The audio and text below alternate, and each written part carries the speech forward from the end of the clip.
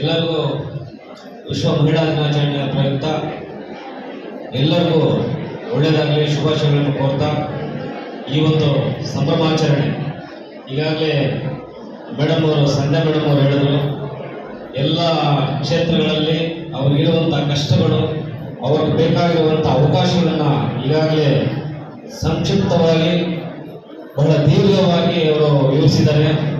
ಆ ಒಂದು ವೇದಿಕೆಯಲ್ಲಿ ನಮಗೂ ಕೂಡ ಒಂದು ಸ್ಥಾನಮಾನವನ್ನು ಕೊಟ್ಟಿದ್ದಾರೆ.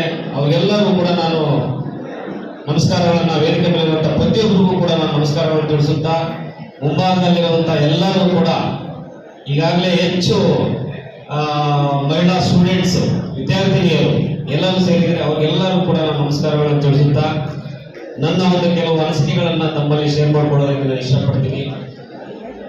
ಏನಂತಂದ್ರೆ, ಪ್ರತಿ ವರ್ಷ ಕೂಡ ಏನು ವಿಶ್ವಸಂಸ್ಥೆ ಯುನೈಟೆಡ್ ನೇಷನ್ಸ್ ಹೆಣ್ಣು ಮಕ್ಕಳಿಗೋಸ್ಕರ ಒಂದು ಥೀಮ್ ಅನ್ನ ಇಟ್ಕೊಂಡು ಬರ್ತಾ ಇರುತ್ತೆ. ಮಹಿಳಾ ದಿನಾಚರಣೆ ಪ್ರಯುಕ್ತವಾಗಿ ಒಂದೊಂದು ವರ್ಷ ಕೂಡ ಯಾವ ಯಾವ ವಿಭಾಗದಲ್ಲಿ ಹೇಗೆ ಕೆಲಸ ಮಾಡಬೇಕು, ಅದಕ್ಕೆ ಸಂಬಂಧಪಟ್ಟ ದೇಶಗಳು ಆ ದೇಶಗಳಲ್ಲಿ ಮಹಿಳೆಯ ಸಬಲೀಕರಣವನ್ನ, ಮಹಿಳಾ ಎಂಪವರ್ಮೆಂಟ್ ಅನ್ನ, ಮಹಿಳೆಗೆ ಬೇಕಾಗಿರುವಂತಹ ಅವಕಾಶಗಳನ್ನ ಯಾವ ರೀತಿಯಲ್ಲಿ ಅವರಿಗೆ ಒದಗಿಸಿಕೊಡ್ಬೇಕು ಅನ್ನೋದನ್ನ ಒಂದು ಥೀಮ್ ಅನ್ನ ಸೆಟ್ ಮಾಡ್ಕೊಂಡಿರುತ್ತೆ. ಸೊ ಹಾಗಾಗಿ ಈ ವರ್ಷದ ಒಂದು ಥೀಮ್ ಅಲ್ಲಿ ಕೂಡ ಏನಂದ್ರೆ ಸಪೋರ್ಟ್ ಮಾಡೋ ರೀತಿಯಲ್ಲಿ ಮಹಿಳೆಯನ್ನ ಒಂದು ಗೇನ್ ಮಾಡಿಸೋ ರೀತಿಯಲ್ಲಿ ಒಂದು ಥೀಮ್ ಅನ್ನ ಮಾಡ್ಕೊಂಡಿದ್ದಾರೆ.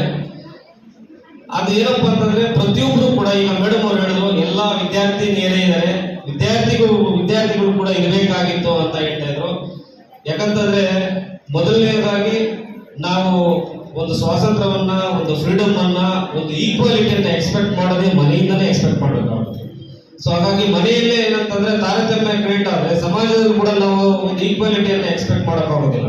ಮನೆಯಲ್ಲಿ ಏನ್ ಮಾಡ್ತೀವಿ ಅಂತಂದ್ರೆ, ಕಾಮನ್ ಆಗಿ ಈಗ ಕೆಲಸ ಮಾಡು, ಅಡಿಗೆ ಮಾಡು, ಏನ್ ಕೆಲಸ ಆಚೆ ಹೋಗ್ಬೇಡ, ಮನೆಯಲ್ಲೇ ಇರು ಅನ್ನೋ ಒಂದು ಶಬ್ದಗಳಿಂದಲೇ ಪ್ರಾರಂಭ ಆಗುತ್ತೆ. ಮನೆಯಲ್ಲೇ ನಾವು ಆ ಒಂದು ಫ್ರೀಡಮ್ ಅನ್ನ ಕೊಟ್ಟಾಗ ಹೆಣ್ಮಗು ಸಮಾಜದಲ್ಲೂ ಕೂಡ ಒಂದು ಒಳ್ಳೆಯ ಫ್ರೀಡಮ್ ಅನ್ನ ಎಕ್ಸ್ಪೆಕ್ಟ್ ಮಾಡ್ಲಿಕ್ಕೆ ಸಾಧ್ಯ ಆಗುತ್ತೆ ಅಂತ ಹೇಳಕ್ ಇಷ್ಟಪಡ್ತೀನಿ. ಈಗ ಎಲೆಕ್ಷನ್ಸ್ ಅಲ್ಲಿ ಕೂಡ ನಾವು ನೋಡ್ತಾ ಇರಬಹುದು, ಹೆಣ್ಮಕ್ಳು ಯಾರಾದ್ರೂ ಎಲೆಕ್ಷನ್ಸ್ ಅಲ್ಲಿ ಗೆದ್ರೆ ಗ್ರಾಮ ಪಂಚಾಯತಿಯಲ್ಲಿ TP, ZP, ಇವನ್ ಇನ್ಕ್ಲೂಡಿಂಗ್ MLA ಕೂಡ ಗೆದ್ರು ಕೂಡ ಆ ಭಾಗದಲ್ಲಿ ಅಧಿಕಾರ ಅವ್ರು ಚಲಾಯಿಸಲ್ಲ, ಅವ್ರ ಪರವಾಗಿ ಅವ್ರ ಗಂಡಂದ್ರು ಬಂದು ಚಲಾಯಿಸುವಂತ ಕಾಲ ಇದೆ. ಸೊ ಈಗ ಸಬಲೀಕರಣವನ್ನು ಎಲ್ಲಿ ಎಕ್ಸ್ಪೆಕ್ಟ್ ಮಾಡಕ್ಕಾಗುತ್ತೆ? ಮಹಿಳೆಯನ್ನ ಪುಷ್ ಮಾಡಬೇಕು, ಸೋಷಿಯಲ್ ಇನ್ಕ್ಲೂಷನ್ ಮಾಡಬೇಕು ಅಂತಂದ್ರೆ ಈಗ ನಾವೇನ್ ಮಾಡ್ತಿದ್ವಿ, ಎಲ್ಲ ಬ್ಯಾಂಕ್ ಅಲ್ಲಿ ಅಲ್ಲೇ ಈ ತರ ನಾವು ನೋಡ್ಕೊಳ್ತೀವಿ, ವ್ಯವಹಾರ ಎಲ್ಲ ನಾವು ನೋಡ್ಕೊಳ್ತೀವಿ, ನಿಮ್ಗೇನು ಗೊತ್ತಿಲ್ಲ, ನಿಮ್ಗೇನು ಗೊತ್ತಿಲ್ಲ. ಸೊ ಹಾಗಾಗಿ ಈಗ ಮೇಡಮ್ ಅವರು ಹೇಳು, ನಾವೆಲ್ಲ ಕೂಡ ಏನು ಒಂದು ಈ ಒಂದು ಎಂಪವರ್ಮೆಂಟ್ ಅನ್ನು ಎಲ್ಲಿ ಎಕ್ಸ್ಪೆಕ್ಟ್ ಮಾಡ್ಬೇಕಂತಂದ್ರೆ, ಈಗ ನಮ್ಗೆ ಆಪೋಸಿಟ್ ಜೆಂಡರ್ ಅಲ್ಲೇ ನಾವು ಎಕ್ಸ್ಪೆಕ್ಟ್ ಮಾಡ್ಬೇಕಾಗುತ್ತೆ. ಈಗ ಆಪೋಸಿಟ್ ಜೆಂಡರ್ ಅಲ್ಲಿ ಎಕ್ಸ್ಪೆಕ್ಟ್ ಮಾಡ್ಬೇಕಾದ್ರೆ ಆಪೋಸಿಟ್ ಜೆಂಡರ್ ಅಲ್ಲಿ ಇರಬೇಕಾಗಿತ್ತು ಮೇಡಮ್ ಅವ್ರು ಹೇಳಿದಂಗೆ. ಸೊ ಹಾಗಾಗಿ ನಾವೆಲ್ಲ ಸಮಾಜದಲ್ಲಿ ನಾವು ಏನೇ ಎಕ್ಸ್ಪೆಕ್ಟ್ ಮಾಡಬೇಕು, ಹೆಣ್ಮಕ್ಳು ಏನೇ ಎಕ್ಸ್ಪೆಕ್ಟ್ ಮಾಡ್ಬೇಕಾದ್ರೂ ಕೂಡ ಅವರೊಂದು ಆಪೋಸಿಟ್ ಜೆಂಡರ್ ಅಲ್ಲೇ ಎಲ್ಲ ಇಲಾಖೆಗಳಲ್ಲೂ ಎಲ್ಲ ಒಂದು ಕ್ಷೇತ್ರದಲ್ಲೂ ಕೂಡ ಹೆಚ್ಚಾಗಿ ಗಂಡು ಮಕ್ಕಳೇ ಅಥವಾ ಪುರುಷರೇ ಇರೋದ್ರಿಂದ ಹೆಣ್ಮಕ್ಳು ಅಲ್ಲಿ ರೀಚ್ ಆಗಿ ಹಕ್ಕುಗಳನ್ನು ಪಡ್ಕೊಳ್ಳೋದ್ರಲ್ಲಿ ಅವರು ತುಂಬಾ ಇನ್ನೂ ಸರ್ಕಾರದ ಕಡೆಯಿಂದ ಅಥವಾ ಸೊಸೈಟಿ ಕಡೆಯಿಂದ ಅವ್ರಿಗೆ ಇನ್ನೂ ಸಪೋರ್ಟ್ ಸಿಗ್ಬೇಕಾಗುತ್ತೆ. ಅವರಿಗೆ ಮೆಂಟರಿಂಗ್ ಮಾಡಬೇಕಾಗುತ್ತೆ, ಸಪೋರ್ಟ್ ಪುಷ್ ಮಾಡಬೇಕಾಗುತ್ತೆ, ಮತ್ತೆ ಏನೋ ಒಂದು ಟ್ರೈನಿಂಗ್ ಕೂಡ ನಾವು ಕೊಡಬೇಕಾಗುತ್ತೆ, ಯಾವ ರೀತಿ ನೀವು ಫೇಸ್ ಮಾಡಬೇಕು ಚಾಲೆಂಜಸ್ ಅಂತ. ಈಗಾಗಲೇ ಮೇಡಮ್ ಅವರು ಹೇಳ್ತಾ ಇದ್ರು, ಕೋಲಾರ ಜಿಲ್ಲೆಯಲ್ಲಿ ಸುಮಾರು ಹೆಣ್ಮಕ್ಳು ಏನು KAS ಆಗಿರ್ಬೋದು, IAS ಆಗಿರ್ಬೋದು ಆತರ ಅಚೀವ್ ಮಾಡಿದ್ದಾರೆ ಅಂತ. ಮೊದಲೇ ಕೋಲಾರ ಜಿಲ್ಲೆ KAS ಅನ್ನೋದಕ್ಕಿಂತ ಕೋಲಾರ ಅಡ್ಮಿನಿಸ್ಟ್ರೇಷನ್ ಸರ್ವಿಸ್ ಅಂತ ಹೇಳ್ಬಿಟ್ಟು ಮೊದಲಿಂದ ಕರೀತಾ ಇದ್ದಾರೆ. ಹಾಗಾಗಿ ನಾವು ಈಗಾಗಲೇ ನಾವು ದೇಶದಲ್ಲೆಲ್ಲ ನೋಡಬಹುದು, ಹೆಚ್ಚಾಗಿ ಹೆಣ್ಮಕ್ಳು ಇವತ್ತು ಏನೋ ಕ್ರ್ಯಾಕ್ ಮಾಡ್ತಾ ಇರೋದು, IAS ಆಗಿರ್ಬೋದು, IPS ಆಗಿರ್ಬೋದು, ಮತ್ತೆ ಎಲ್ಲಾ ಕ್ಷೇತ್ರಗಳಲ್ಲೂ ಕೂಡ ಡಾಕ್ಟರ್ಸ್ ಆಗಿರ್ಬೋದು, ಇಂಜಿನಿಯರ್ಸ್ ಆಗಿರ್ಬೋದು, ಟೀಚರ್ಸ್ ಆಗಿರ್ಬೋದು, ಡಿಪಾರ್ಟ್ಮೆಂಟ್, ಪೊಲೀಸ್ ಡಿಪಾರ್ಟ್ಮೆಂಟ್ ಆಗಿ ಪ್ರತಿಯೊಂದು ಡಿಪಾರ್ಟ್ಮೆಂಟ್ ಅಲ್ಲೂ ಕೂಡ ಹೆಣ್ಮಕ್ಳ ಮೇಲುಗೈ ಅಂತಾನೆ ನಾವು ಈ ನ್ಯೂಸ್ ಪೇಪರ್ಸ್ ಎಲ್ಲ ಓದ್ತಾ ಇದ್ದೀವಿ. ಸೊ ಹಾಗಾಗಿ ನಮ್ಮ ದೇಶ ಬೇರೆ ದೇಶಗಳನ್ನ ನಾವು ಹೋಲಿಕೆ ಮಾಡಿಕೊಂಡಾಗ ನಾವು ಶಿಕ್ಷಣ ಕ್ಷೇತ್ರ ಆಗಿರ್ಬೋದು ಅಥವಾ ಅವಕಾಶಗಳಿಗೆ ಸಂಬಂಧಪಟ್ಟ ವಿಷಯದಲ್ಲಾಗ್ಬೋದು ನಾವು ಇನ್ನೂ ಹಿಂದೆ ಇದ್ದೀವಿ ಅಂತಾನೆ ನಾವು ಹೇಳ್ಬೇಕಾಗುತ್ತೆ. ಈಗ ನಾನು ಕೂಡ ಒಂದು ಕೆಲವೊಂದು ದೇಶಗಳಿಗೆ ವಿಸಿಟ್ ಮಾಡಿದಾಗ, ನಾನೆಲ್ಲ ಅಲ್ಲೆಲ್ಲ ಹೋದಾಗ ಈ ಶಿಕ್ಷಣದ ಒಂದು ವ್ಯವಸ್ಥೆ ಯಾವ ರೀತಿ ಇರುತ್ತೆ, ಹೆಣ್ಣು ಮಕ್ಕಳ ಅವಕಾಶಗಳು ಯಾವ ರೀತಿ ಇದೆ ಅಂತ ಹೇಳ್ಬಿಟ್ಟು ನಾನು ತುಂಬಾ ಅಬ್ಸರ್ವ್ ಮಾಡಿದ್ದೀನಿ. ಅಲ್ಲೆಲ್ಲ ಕೂಡ ಯಾವುದೇ ಶಾಪ್ ಅಲ್ಲಿ ಹೋದ್ರು ಕೂಡ, ಯಾವುದೇ ಆಫೀಸಲ್ಲಿ ಹೋದ್ರು ಕೂಡ, ಯಾವುದೇ ಕ್ಷೇತ್ರದಲ್ಲಿ ಹೋದ್ರು ಕೂಡ ಹೆಣ್ಣು ಮಕ್ಕಳ ಒಂದು ಇನ್ವಾಲ್ವ್ಮೆಂಟ್ ತುಂಬಾನೇ ಇದೆ. ಹಾಗಾಗಿ ನಮ್ಗೆ ಅನ್ಸುತ್ತೆ ಹೆಣ್ಣು ಮಕ್ಕಳ ಒಂದು ಇನ್ವಾಲ್ವ್ಮೆಂಟ್ ಎಲ್ಲ ಜಾಸ್ತಿ ಇರುತ್ತೆ, ದೇಶ ಕೂಡ ಅಷ್ಟೇ ಫಾಸ್ಟ್ ಆಗಿ ಡೆವಲಪ್ ಆಗುತ್ತೆ ಅಂತ ಕೂಡ ನಾನು ಹೇಳ್ತೇನೆ. ಹಾಗಾಗಿ ನಮ್ಮ ದೇಶ ಇನ್ನೂ ಅಂದುಕೊಂಡಿರೋ ಮಟ್ಟದಲ್ಲಿ ಯಾಕೆ ರೀಚ್ ಆಗಿಲ್ಲ ಅಂತಂದ್ರೆ ನಾವು ಹೆಣ್ಮಕ್ಳಿಗೆ ಇನ್ನೂ ಸಮಾನ ಅವಕಾಶಗಳನ್ನ ಕೊಟ್ಟೇ ಇಲ್ಲ ಅಂತ ಕೂಡ ನಾನು ಹೇಳಕ್ ಇಷ್ಟಪಡ್ತೀನಿ. ಯಾಕಂತಂದ್ರೆ ಹೆಣ್ಮಕ್ಳನ್ನ ಒಂದು ಯಾವ್ದು ಎಲ್ಲ ಒಂದು ಧರ್ಮಗಳು ಮತ್ತೆ ಜಾತಿಗಳ ಒಂದು ಕಟ್ಟುಪಾಡುಗಳಲ್ಲಿ ಅವ್ರನ್ನ ಕಟ್ಟಾಕಿ ಬಿಟ್ಬಿಟ್ಟಿದ್ದಾರೆ. ಸೊ ಹಾಗಾಗಿ ಇವಾಗ ನಾವು ಏನ್ ಮಾಡ್ತೀವಿ, ಯಾವುದೇ ಒಂದು ದೇವಸ್ಥಾನವನ್ನು ನೋಡ್ಕೊಳ್ಳಿ, ಫಾರ್ ಎಕ್ಸಾಂಪಲ್ ಯಾವ ಧರ್ಮ ಅಥವಾ ಜಾತಿಯನ್ನು ನಾವು ಕೀಳಾಗಿ ನೋಡೋದು ಬೇಡ, ಕೀಳಾಗಿ ಮಾತಾಡೋದು ಬೇಡ ವೇದಿಕೆ ಮೇಲೆ. ಆದ್ರೆ ಈಗ ಓಂ ಶಕ್ತಿ ಅಂತ ನಾವು ಬಂದಾಗ ನೋಡ್ಬೇಕು, ಎಲ್ಲಾ ಹೆಣ್ಮಕ್ಳು ಯಾವ ರೀತಿ ಕಟ್ಟೆ ಕಟ್ಕೊಂಡು ಹೋಗ್ತಾರೆ ಅಂದ್ರೆ ಎಷ್ಟು ಇಂಟ್ರೆಸ್ಟ್ ದೇವರ ಮೇಲೆ ತೋರಿಸ್ತಾರೆ, ಅಷ್ಟೇ ಇಂಟ್ರೆಸ್ಟ್ ಸಂಸಾರದ ಅಭಿವೃದ್ಧಿಯಲ್ಲಿ, ಶಿಕ್ಷಣದಲ್ಲಿ, ಅವರ ಮಕ್ಕಳ ಓದುವಂತ ಕ್ಷೇತ್ರ ಇದೆ, ಆ ಮಕ್ಕಳನ್ನು ಪುಷ್ ಮಾಡುವಂತ ಕ್ಷೇತ್ರದಲ್ಲಿ ತೋರಿಸ್ಬೇಕು. ಅವ್ರು ಎಷ್ಟು ಖರ್ಚು ಮಾಡ್ಕೊಂಡು ಹೋಗ್ತಾರೋ ಅಷ್ಟೇ ಖರ್ಚನ್ನ ಹೆಣ್ಣು ಮಕ್ಕಳ ವಿದ್ಯಾಭ್ಯಾಸಕ್ಕೆ, ಹೆಣ್ಣು ಮಕ್ಕಳ ಒಂದು ವ್ಯವಹಾರಕ್ಕೆ ನಾವು ಸ್ಪೆಂಡ್ ಮಾಡಿದಾಗ ಡೆಫಿನೆಟ್ ಆಗಿ ಹೆಣ್ಮಕ್ಳು ಅಭಿವೃದ್ಧಿ ಪಡಲಿಕ್ಕೆ ಸಾಧ್ಯ ಆಗುತ್ತೆ ಅಂತ ನಾನು ಹೇಳಕ್ ಇಷ್ಟಪಡ್ತೀನಿ. ಹಾಗಾಗಿ ನಾವೆಲ್ಲ ಕೂಡ ಈ ಒಂದು ಸೈಂಟಿಫಿಕ್ ಟೆಂಪರ್ ಅನ್ನು ಇಟ್ಕೋಬೇಕು. ಸೈನ್ಸ್ ಓದೋದು ಬೇರೆ, ಸೈಂಟಿಫಿಕ್ ಟೆಂಪರ್ ಇಟ್ಕೊಳ್ಳೋದು ಬೇರೆ. ನಾನು ಕೂಡ ಇವಾಗ BSc ಓದ್ತೀನಿ, MSc ಓದ್ತೀನಿ, MTech ಓದ್ತೀನಿ, MCA ಓದ್ತೀನಿ, ಅದೆಲ್ಲ ಕಾಮನ್. ಅದು ಸಬ್ಜೆಕ್ಟ್ಸ್ ಓರಿಯೆಂಟೆಡ್ ಓದೋದು ಬೇರೆ.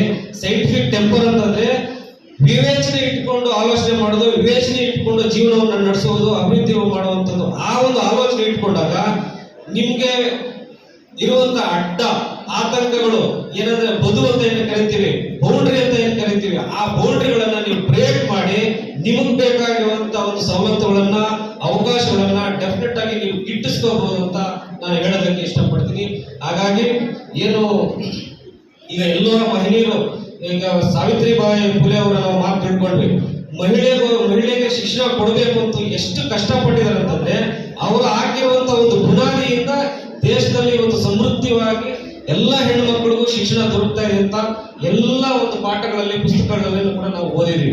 ಅದೇ ರೀತಿಯಾಗಿ ಹೆಣ್ಣು ಮಕ್ಕಳಿಗೆ ಪ್ರತಿ ಕ್ಷೇತ್ರದಲ್ಲೂ ಈಕ್ವಾಲಿಟಿ ಮತ್ತು ಈಕ್ವಿಟಿ ಸಿಗ್ಬೇಕಂತ ಅಂಬೇಡ್ಕರ್ ಅವರು ಬರಹಗಳಲ್ಲಿ, ಸಂವಿಧಾನದಲ್ಲಿ ಅದನ್ನ ಸೇರಿಸಿ ಎಲ್ಲ ಜಾತಿಯ, ಎಲ್ಲ ಧರ್ಮದ, ಕ್ರೀಡ್, ಕಲರ್ ಏನು ಇದ್ರೆ, ರಿಲಿಜನ್ ಏನು ಇದ್ದೀರಾ, ಎಲ್ಲ ಮಕ್ಕಳಿಗೂ ಕೂಡ ಹೆಣ್ಮಕ್ಳಿಗೂ ಸಮಾನ ಅವಕಾಶಗಳು ಸಿಗ್ಬೇಕಂತ ಒಂದು ಸಿಸ್ಟಮ್ ಮುಖಾಂತರನೇ ಸೇರಿಸಿರೋದ್ರಿಂದ ಇವತ್ತೆಲ್ಲರೂ ಕೂಡ ನಾವು ಅನುಭವಿಸ್ಲಿಕ್ಕೆ ಆಗ್ತಾ ಇದೆ.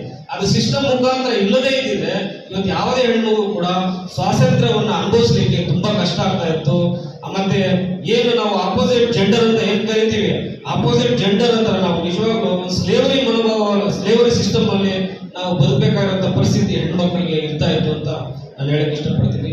ಹಾಗಾಗಿ ನಾವೆಲ್ಲ ಕೂಡ ನಿಮ್ಮ ಏನು ಬೌಂಡ್ರೀಸ್ ಇದೆ, ಈಗ ಕಾಲೇಜಲ್ಲೂ ಕೂಡ ಅಷ್ಟೇ, ನೀವೇನೋ ಒಂದು ಓದಲಿಕ್ಕೆ, ಏನೋ ಒಂದು ನೀವು ನಿಜವಾಗ್ಲೂ ಅದನ್ನ ಅಚೀವ್ ಮಾಡ್ಲಿಕ್ಕೆ ಏನಾದ್ರು ನಿಮ್ಗೆ ಸಾಲದೇ ಇರುವಂತ ಪಕ್ಷದಲ್ಲಿ ಅಲ್ಲೇ ನೀವು ಧ್ವನಿಯನ್ನ ಎತ್ತಬೇಕು.